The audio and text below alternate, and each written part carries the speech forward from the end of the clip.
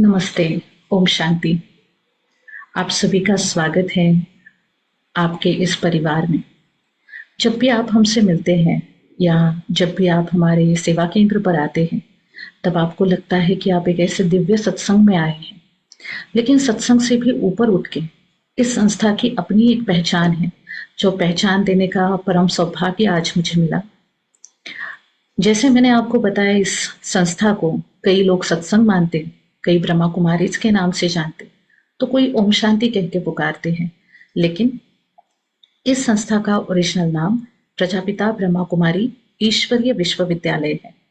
यह सत्संग से कई गुना ज्यादा विद्यालय है। सत्संग और विद्यालय में एक छोटा सा फर्क होता है। सत्संग में आप 1 घंटा सुनो, 23 घंटा आपको उसके ऊपर आचरण करने का कंपल्शन नहीं होता है। सत्संग में अगर हम बात करें तो कई बार लक्ष्य की बात नहीं आती, लेकिन जब हम विद्यालय कहते हैं तो विद्यालय में हम लक्ष्य की बात करते हैं। अगर आप 1 घंटा सुनते हैं तो 23 घंटा उसका आचरण की भी बात करते हैं। इसलिए हम कहते हैं ये सिर्फ कंडरस की बात नहीं है, तो हम जो यहाँ पे बातें सुनेंगे उसको जीवन में प्रत्यक्ष आचरण करने की भी बात आती है। इसलिए ये विद्यालय है जहाँ जो सही मायने में विश्वविद्यालय है। यूनिवर्सिटी या विश्वविद्यालय की बात करें तो ना सिर्फ भारत में, लेकिन 110 देशों से भी ज्यादा देशों में ये विद्यालय सेवारत हैं, जहाँ पे आज 5,000 से भी ज्यादा सेवा केंद्र हैं। आज वर्तमान समय 10 लाख से भी ज्यादा लोग यहाँ पे नियमित आकर राजयोग का अभ्यास करते हैं। ये विद्यालय सभी वर्ग, धर्म और उम्र वालों के लिए खुला है। 5 साल से लेकर बूढ़े दादा दादी तक भी यहाँ पे आकर राजयोग की शिक्षा ले सकते हैं। और यहाँ पे जो भी कोर्सेज कराए जाते हैं ये निशुल्क रूप से कराए जाते हैं। इसलिए ये सही मायने में विश्वविद्यालय है। और लेकिन ये कैसा विश्वविद्यालय है? तो जैसे कहा कि प्रजापिता ब्रह्मा कुमारी ईश्वरीय विश्वविद्यालय, ये ईश्वरीय विश्वविद्यालय है, ये गॉडली यूनिवर्सिटी है। जैसे कहा जाता है मेडिकल कॉलेज में अगर हम जाएंगे तो पढ़ाने वाले डॉक्टर होते हैं, पास आउट होकर जब स्टूडेंट निकलते हैं तो वो भी डॉक्टर बन के पास आउट होकर निकलते हैं। हम कहते हैं कि ईश्वरीय विश्वविद्यालय है, ईश्वर ने स्थापन किया हुआ ईश्वरीय ज्ञान जहाँ पे हम सुनते।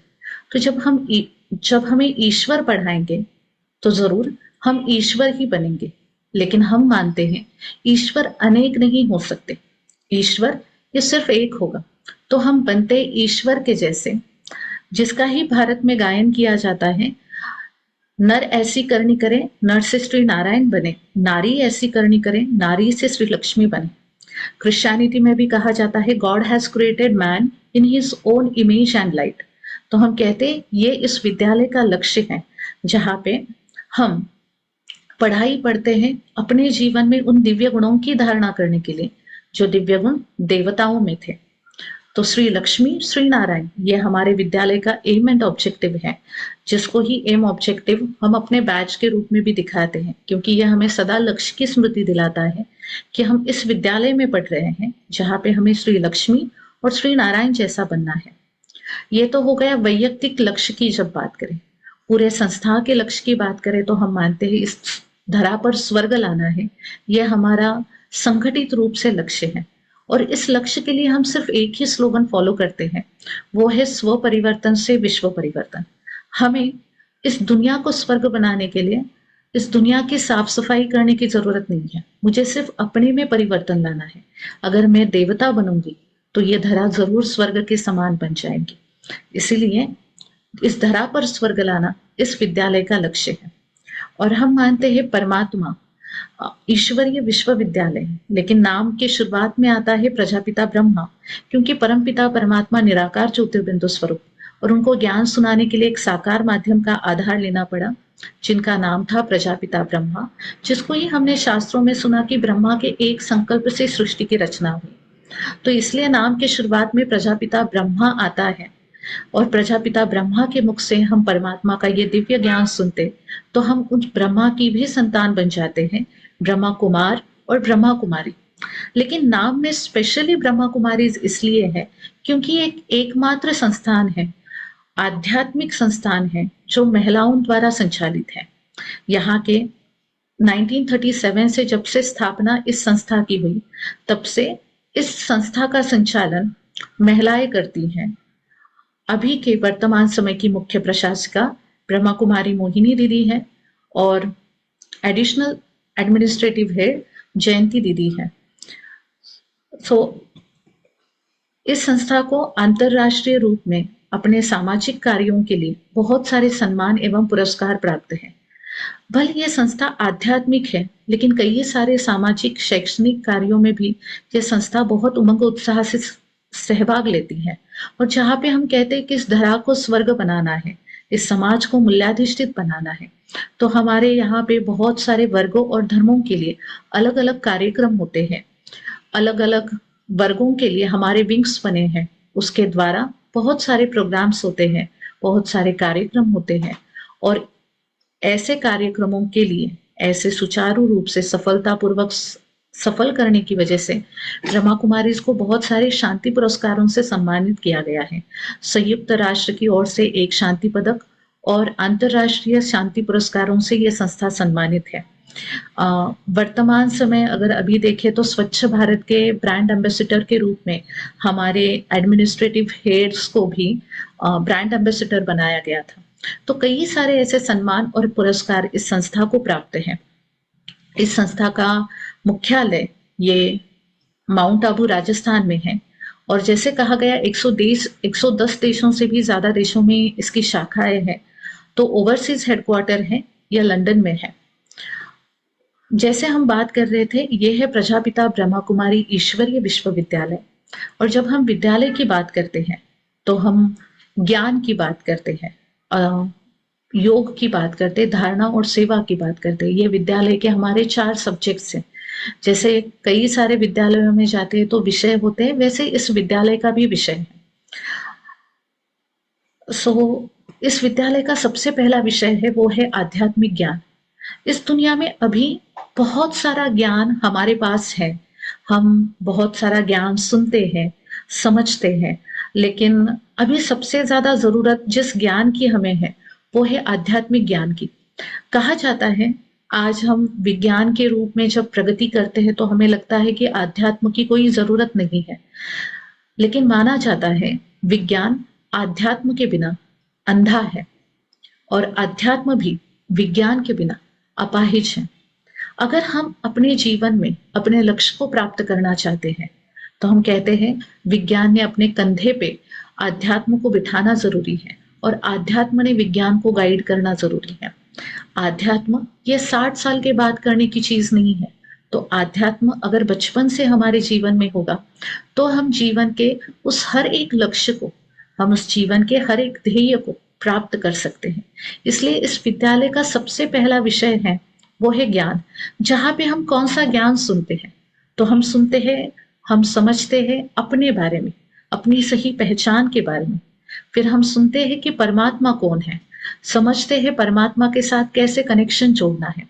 साथ साथ हम इस सृष्टि के शुरुआत कैसे हुई, अभी क्या चल रहा है और आगे क्या होने वाला है उसके बारे में जानते हैं। साथ साथ हम कर्मों के, उन दिव्य कर्मों के उस गुह्य रहस्य को भी जानते हैं। तो आध्यात्मिक ज्ञान ये विद्यालय का विषय है।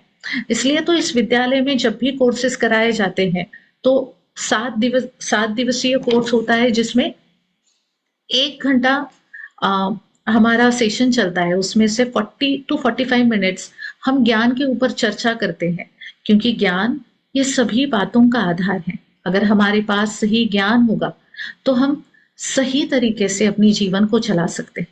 तो पहला सब्जेक्ट है वो है ज्ञान। फिर इस विद्यालय का दूसरा विषय है वो है योग। आजकल योग को सभी मेडिटेशन इस शब्द से जानते हैं, लेकिन मेडिटेशन या योग का सटीक ट्रांसलेशन नहीं हुआ, क्योंकि मेडिटेशन ये शब्द आया मेडरी इस लैटिन वर्ड से, जिसका मीनिंग है टू हील। और जब हम हीलिंग की बात करते हैं तब हम बीमारी की बात करते हैं, और फिर हमें लगता है मेडिटेशन कोई बीमारी होने के बाद करने की चीज है। लेकिन भारतीय संस्कृति में मेडिटेशन को योग कहा जाता है, और योग इसका बहुत सटीक अर्थ है। योग ये शब्द आया युज इस शब्द से, जिसका मीनिंग है टू कनेक्ट, जोड़ना, किसका किसके साथ जोड़ा जाना। तो सबसे पहला है मेरा अपने साथ का जुड़ना, फिर है मेरा उस परम शक्ति के साथ का जुड़ना, और फिर तीसरा है मुझे सबके साथ जुड़ना है। ये जुड़ना बहुत ज्यादा जरूरी होता है। आज अगर हम देखते हैं तो सारे लोगों के जीवन में ये सीक्वेंस भी बिल्कुल उल्टा है। हम सभी के साथ के कनेक्शन को ठीक रखना चाहते हैं, लेकिन जब तक हम खुद से नहीं जुड़ते हैं और परमात्मा के साथ नहीं जुड़ते हैं, तब हम लोगों को संतुष्ट कभी भी नहीं रख पाएंगे। और जब हम ऐसे संतुष्ट लोगों को संतुष्ट नहीं कर पाते हैं, लोगों से ठीक तरीके से जुड़ नहीं पाते हैं, तब हम भगवान के पास जाते हैं और भगवान को कहते हैं कि मुझे थोड़ी शांति चाहिए, इनको थोड़ी सी समझ दो, कैसे व्यवहार करूं ये बताओ। लेकिन सबसे इंपॉर्टेंट होता है खुद का खुद के साथ का जुड़ना, वो रह जाता है। खुद का खुद के साथ का जुड़ना, इसका अर्थ क्या है? जैसे कहा जाता है मेरा ये हाथ इस शरीर के साथ जुड़ा हुआ है, तो इस हाथ को कहाँ पे रखना ये कंप्लीटली मेरे कंट्रोल में है।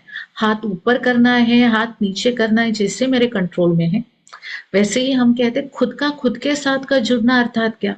मेरा मेरे विचारों के ऊपर, मेरा मेरी भावनाओं के ऊपर पूरा नियंत्रण होना, इसको कहते हैं खुद के साथ का जुड़ना। और जब मैं अपने विचारों के ऊपर, अपनी भावनाओं के ऊपर पूरा नियंत्रण प्राप्त कर लेती हूँ, तभी मैं भगवान के साथ जुड़ सकती हूँ। क्योंकि जब मैं खुद के साथ कनेक्ट करती हूँ, तब मुझे पता चलता है कि मेरे पास कौन सी कमियां हैं, मेरे पास कौन सी विशेषताएं हैं, और जो भी मेरे अंदर की कमियां हैं उसको भरने के लिए वो क्षमता, वो सामर्थ्य सिर्फ भगवान के पास है।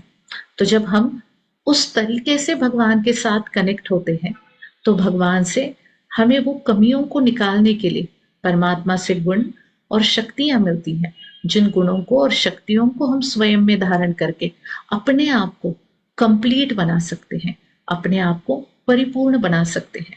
और जब हम ऐसे कंप्लीटली अपने साथ और भगवान के साथ जुड़ते हैं और फिर हम लोगों के साथ जुड़ते हैं, तो ये जुड़ना भी बहुत सफल हो जाता है। फिर कोई भी व्यक्ति या परिस्थिति का प्रभाव मेरे ऊपर कभी भी नहीं पड़ेगा, उल्टा मेरा प्रभाव उनके ऊपर पड़ेगा, और मैं उन लोगों के जीवन की समस्याओं को, दुखों को भी हरने की क्षमता रख पाऊंगी। इसलिए योग इस विद्यालय का सेकंड सब्जेक्ट है। फिर तीसरे सब्जेक्ट की बात हम करते, तो अब हम बात करते हैं धारणाओं की। कई बार लोगों को लगता है योग एक फैंटेसी है, जहां पे हम योग करेंगे तो ऑटोमेटिकली हमारा जीवन दिव्य गुणों से युक्त हो जाएगा। तो ये काफी हद तक सही भी होगा, तो भी दिव्य गुणों की हमें कॉन्शियस धारणा करनी पड़ती है। मुझे ध्यान देकर, अपने कर्मों के ऊपर अटेंशन देकर इन दिव्य गुणों की धारणा करनी पड़ेगी। तो ये धारणा हमारा तीसरा विषय है, जिसके ऊपर हम बहुत अटेंशन देकर अभ्यास करते हैं। क्योंकि आध्यात्मिक व्यक्ति का चरित्र सभी लोग देखते हैं, एंड वो चरित्र लोगों के लिए दर्पण का काम करता है, लोगों को मार्गदर्शन का काम करता है। इसलिए ये तीसरा सब्जेक्ट है धारणा का। और फिर चौथा सब्जेक्ट है वो है सेवा। जब मेरे पास आध्यात्मिक ज्ञान आया, मेरे पास मैंने कनेक्शन जोड़ के अपने आप को शक्तियों से योग द्वारा भरपूर करना शुरू कर दिया, जब मेरे जीवन में अच्छे गुणों की धारणा होने लगी, तो मेरा जीवन औरों के लिए पथ प्रदर्शक बन जाता है। मेरा जीवन, मेरे पास जो मेरा संकल्प है, श्वास है, समय है, बोल है, कर्म है, ये औरों के सेवा के लिए लगना शुरू हो जाता है। और सेवा भी हम तीन प्रकार से कर सकते हैं। हम कहते हैं पहली है वो है मनसा सेवा। मुझे मन से हर व्यक्ति के लिए शुभ भावना, शुभकामना रखनी है। फिर है वाचा सेवा, मुझे जो मिला है मुझे औरों से शेयर करना है। और तीसरा है कर्मणा सेवा। कर्मणा सेवा अर्थात मेरे पास जो गुण है मुझे कर्मों द्वारा औरों को देने हैं। हम तो कहते हैं इस दुनिया में कई ऐसे शक्तिशाली लोग हैं जो सिर्फ हमारे शब्दों से बदल जाते हैं। मैं किसी को समझाऊं और उस व्यक्ति में जीवन में परिवर्तन आए, ऐसे लोग बहुत शक्तिशाली होते हैं, लेकिन संख्या में बहुत कम होते हैं। फिर क्या करना होता है? तो हम कहते हैं ऐसे लोगों के साथ हमारा कर्म बहुत अच्छा हो, दिव्य गुणों से युक्त हो, हमारे द्वारा उनकी कर्मणा सेवा सदा होती रहे, तो आगे जाकर चांसेस है कि मेरे कर्मों से वो गुण सीख कर अपने में परिवर्तन लाए। लेकिन इस दुनिया में ऐसे बहुत सारे लोग हैं जिनकी तरफ मेरी वाणी नहीं पहुंच सकती, मेरे कर्म उनको दिखाई नहीं देते, या जिनको दिखाई भी देते हैं तो भी वो अपने में परिवर्तन का बल नहीं रख पाते हैं। ऐसे लोगों के लिए हम कहते हैं हमारे मन में उन आत्माओं के प्रति, उन व्यक्तियों के प्रति सदा शुभ भावना हो, सदा शुभ कामना हो। वो हो गई मनसा सेवा। तो ये चौथा सब्जेक्ट है। तो योगी जीवन जब हम ऐसा जीना स्टार्ट करते हैं तो हमारे जीवन में बहुत सारे फायदे, इस योगी जीवन के फायदे होते हैं। यहाँ पे योगी जीवन ये शब्द यूज किया है क्योंकि हम मानते हैं कि हमें योग करना नहीं है, हमें योगी जीवन जीना है। योग सिर्फ 1 घंटे के लिए, आधे घंटे के लिए होता है, लेकिन योगी जीवन ये सदा चलता रहता है। अभी हमने जो कहा, ज्ञान से आधारित मेरा आचरण हो, मेरा सदा खुद के साथ, परमात्मा के साथ कनेक्शन हो, मेरा जीवन धारणा युक्त हो और मेरे हमेशा मन, वचन और कर्म सदा सेवा करते रहे, इसको हम योगी जीवन कहते हैं। और इस योगी जीवन के फायदे क्या है? सबसे बड़ा फायदा तो है कि मेरा अपने विचारों के ऊपर नियंत्रण आता है। आज दिन तक जो मैं औरों को बदलने की कोशिश कर रही थी, वो ना करते हुए मैं अपने विचारों पर नियंत्रण रखती हूँ। और दूसरा सबसे बड़ा वाला फायदा होता है जो मेरा ईश्वर के साथ संबंध जुड़ जाता है। जब ये 2 फायदे मेरे जीवन में हो जाते हैं ना, तो उसके बाद के जो भी सारे फायदे हैं, ये मेरे उस योगी जीवन के बाय प्रोडक्ट्स हैं। जनरली हम जब मेडिटेशन या योग करना चाहते हैं तो हम कहते हैं कि हमें गुस्से से मुक्त होना है, मुझे तनाव से मुक्त होना है, मुझे किसी भी बात का व्यसन नहीं होना चाहिए। लेकिन जब मेरा विचारों पर नियंत्रण आएगा, मेरा जब ईश्वर के साथ संबंध जुड़ जाएगा, तो तनाव मुक्त जीवन, मन के ऊपर नियंत्रण, संबंधों में मधुरता, खुशनुमा जीवन, क्रोध मुक्त जीवन, ये तो इस योगी जीवन के बाय प्रोडक्ट्स हो गए। तो मैं चाहूंगी कि आप ऐसा योगी जीवन जरूर जिए। यहाँ के योग की, यहाँ पे हम कहते हैं, हम यहाँ पे सहज राजयोग सिखाते हैं। सहज राजयोग सहज क्यों है? क्योंकि ये योग करने के लिए किसी भी आसन की, किसी भी जगह की कोई कंपल्शन नहीं है। आप आराम से कहीं पे भी बैठकर, कोई भी एक पर्टिकुलर आसन में ना बैठते हुए भी मेडिटेशन कर सकते हैं। और इस मेडिटेशन की एक बहुत बड़ी खासियत है कि हम खुली आंखों से मेडिटेशन करते हैं। आप खुली आंखों से मेडिटेशन इसलिए किया जाता है क्योंकि जब हम कहते हैं हमें योगी जीवन जीना है, तो जीवन कभी बंद आंखों से नहीं जिया जाता। तो जो योग में मैं मेडिटेशन या योग जो बैठकर करके जो शांति की अनुभूति करती हूँ, वही शांति की अनुभूति अगर मुझे सदा करनी है तो मुझे योग में बैठते हुए भी खुली आंखों से बैठना है। और इस योग को करने के लिए आज अभी हम थोड़े समय के लिए ये योगाभ्यास जरूर करेंगे। लेकिन इस योगाभ्यास की प्रक्रिया कैसे होती है? हम कहते हैं कि थोड़ी देर के लिए हम अपने विचारों को नियंत्रित करने की कोशिश करते हैं। जहाँ पे हम कहते हैं कि हम अपने विचारों को जितना हो सके सकारात्मक बनाते जाएंगे। और इस योगाभ्यास में हम कहते हैं हमें अपनी 3 शक्तियों को यूज करना है।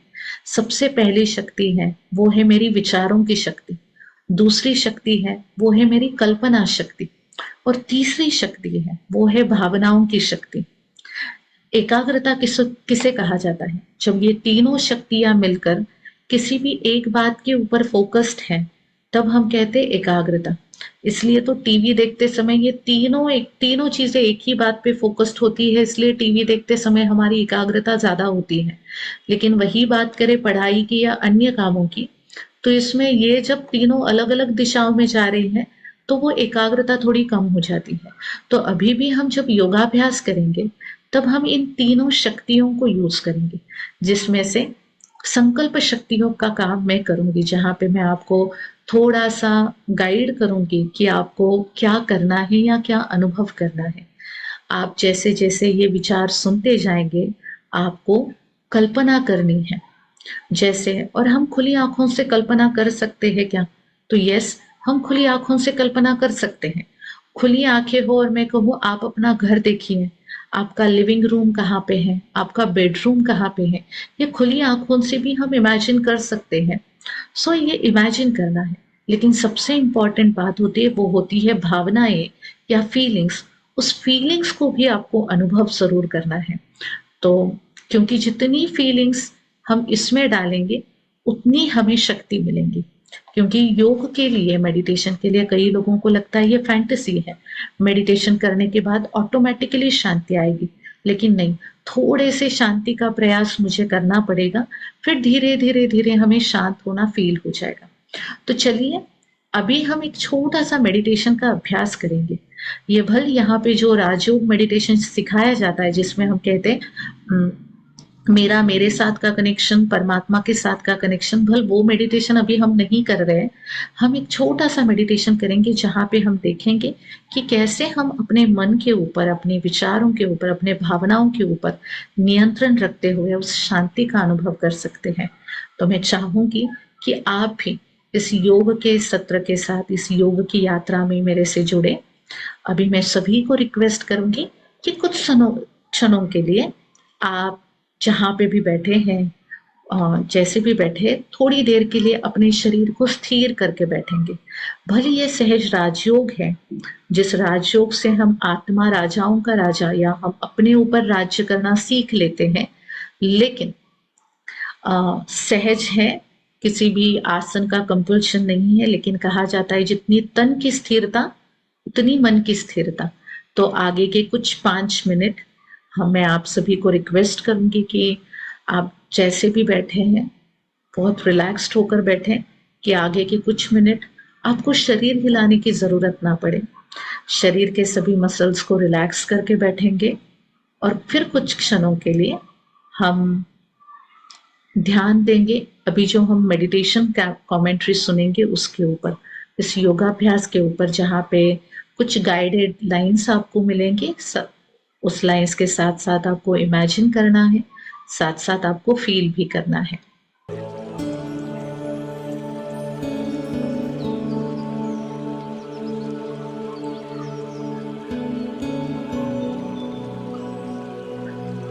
ओम शांति। अन्य सभी बातों से अपने ध्यान को हटाते हुए कुछ क्षणों के लिए हम ले चलते हैं अपने आप को एक बहुत सुंदर से जंगल में। ऊंचे ऊंचे पेड़ हैं, छोटे छोटे पौधे हैं, पौधों के ऊपर फूल, तितलियां, पंछियों का आवाज। इस प्रकृति के सानिध्य में कितना शांत अनुभव हो रहा है। प्रकृति के सौंदर्य का आनंद लेते हुए देखिए अपने आप को इस जंगल में चलते हुए।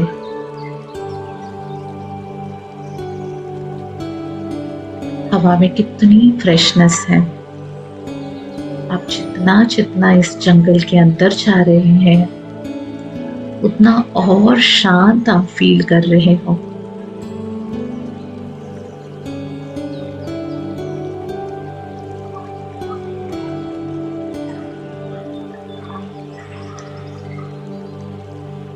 जितना अंदर जा रहे हैं उतना प्रकृति का सौंदर्य बढ़ते जा रहा है। फिर कुछ कदम चलने के बाद आपको दूर से कहीं से तो पानी की आवाज आने लगी। उस पानी की आवाज की दिशा में आप चलने लगे। जितना आगे जा रहे हैं उतना पानी की आवाज भी बढ़ती जा रही है और उतना ही हवा में ठंडक भी फील हो रही है। थोड़ा और आगे जाने के बाद आपने देखा एक स्वच्छ पानी की नदी बह रही है। आप चलते चलते उस नदी के पास पहुंचे। नदी के किनारे आपने अपने फुटवेयर्स निकाल के रखे और नंगे कदमों से आप वो पानी में पैर डाल के खड़े हैं। फील कीजिए पैरों को वो स्पर्श पानी का।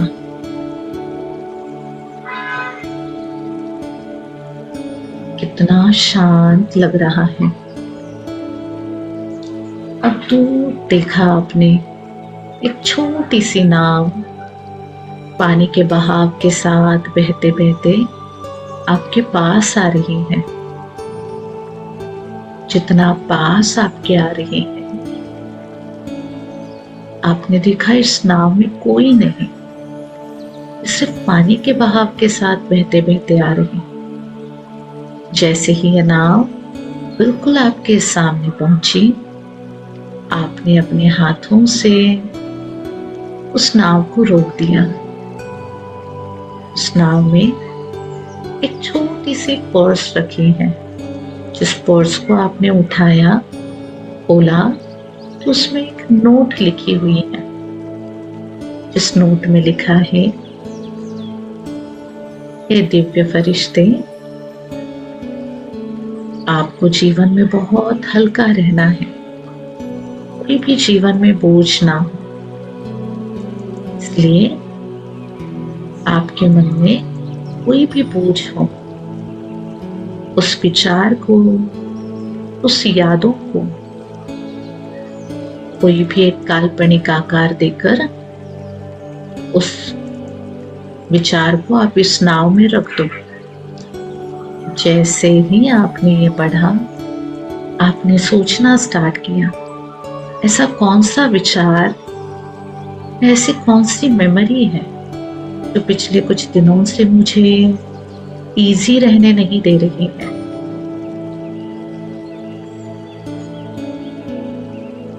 आपके मन में जो भी विचार आ रहा है, उसको एक काल्पनिक आकार देकर उस वस्तु को उस नाव में रख दीजिए और इस नाव को हल्का सा धक्का दीजिए। यह नाव फिर से पानी के बहाव के साथ साथ बहना स्टार्ट करेगी। दूर जा रही है। जितना जितना ये नाव आपसे दूर जा रही है, उतना वो विचार भी हमसे बहुत दूर जा रहा है। देखते जाएंगे उस नाव को दूर जाते हुए और आप महसूस करेंगे कि ये विचार कब का बीत चुका था।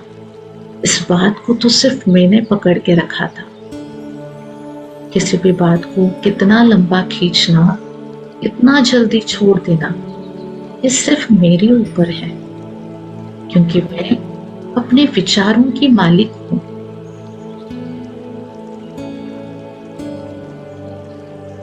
तो एक बहुत खुले ज्ञान को समझते हुए, मैं अपने अंदर में बहुत पॉजिटिव फील करते हुए उस नाव को देख रही हूँ। और वो नाव मेरी आंखों से ओझल हो गई। वैसे वो परेशानी या चिंता वाली बात भी मेरे से दूर हो गई। उस लाइटनेस को फील करते हुए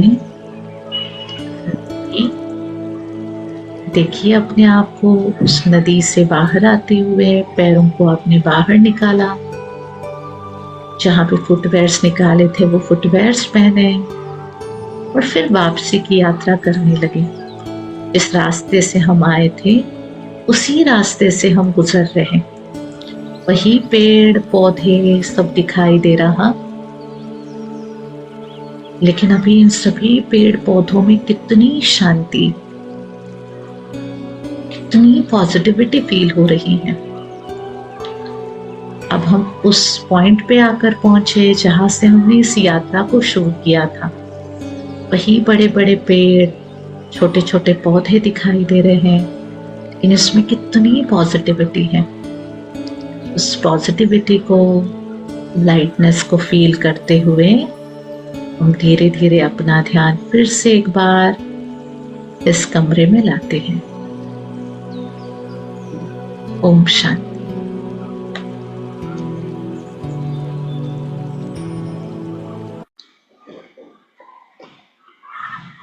सो आपको इस योगाभ्यास से बहुत शांति का अनुभव हुआ होगा, तो आप जरूर इस संस्था के साथ जुड़ी हैं। यहाँ पे जो आध्यात्मिक ज्ञान सिखाया जाता है, जो योग सिखाया जाता है, समय निकाल कर ज़रूर कीजिए, क्योंकि जैसे हमारा समय बहुत मूल्यवान है, लेकिन हमारा जीवन तो अमूल्य है और इस जीवन को बेहतरीन बनाना ये हमारे हाथ में है। तो मैं आपको तहे दिल से आमंत्रित करती हूँ ये सारी बातें सीखने के लिए, विश्वविद्यालय का नियमित विद्यार्थी बनने के लिए। आपने इतना प्यार से इन सभी बातों को सुना, इसलिए आपका बहुत बहुत धन्यवाद। ओम शांति।